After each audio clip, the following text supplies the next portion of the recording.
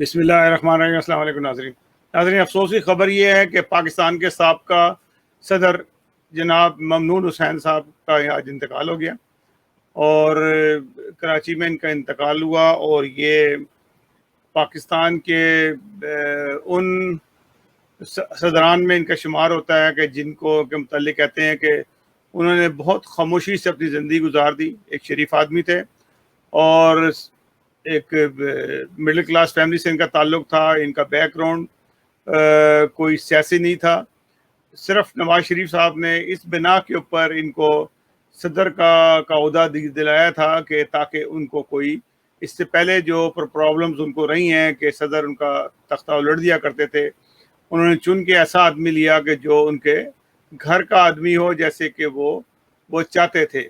ممنون حسین نے بڑی اچھے طریقے سے اپنا وقت گزارا۔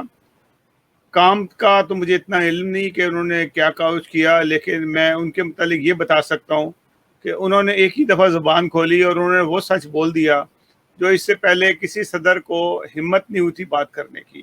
ان کا مشہور بیانیہ یہ تھا، انہوں نے کہا کہ جو کرپشن کرنے والے، چور بازاری کرنے والے جو ملک کو لوٹتے ہیں، ان کی شکل جو سی ہوتی ہے سوروں اور بندروں جیسی ہوتی ہے، اور وہ ان کی نحوست ان کے چہروں پہ ٹپک رہی ہوتی ہے۔ انہوں نے اس محفل میں کہا جس میں بڑے بڑے حکومتی عہدیدار اور لوگ بیٹھے تھے، یہ بات ان کی بہت مشہور ہوئی، اور کیونکہ کرپشن کا جو مین الزام تھا اس وقت نواز شریف پہ لگ رہا تھا، یہ بات نواز شریف کو بالکل پسند نہیں آئی، اور اس کے بعد نواز شریف کے جو تعلقات تھے ممنون حسین کے ساتھ سے اچھے نہیں رہے، اور ممنون حسین نے اپنا ٹائم پورا کیا اور وہ خاموشی سے اپنے گھر واپس چلے گئے۔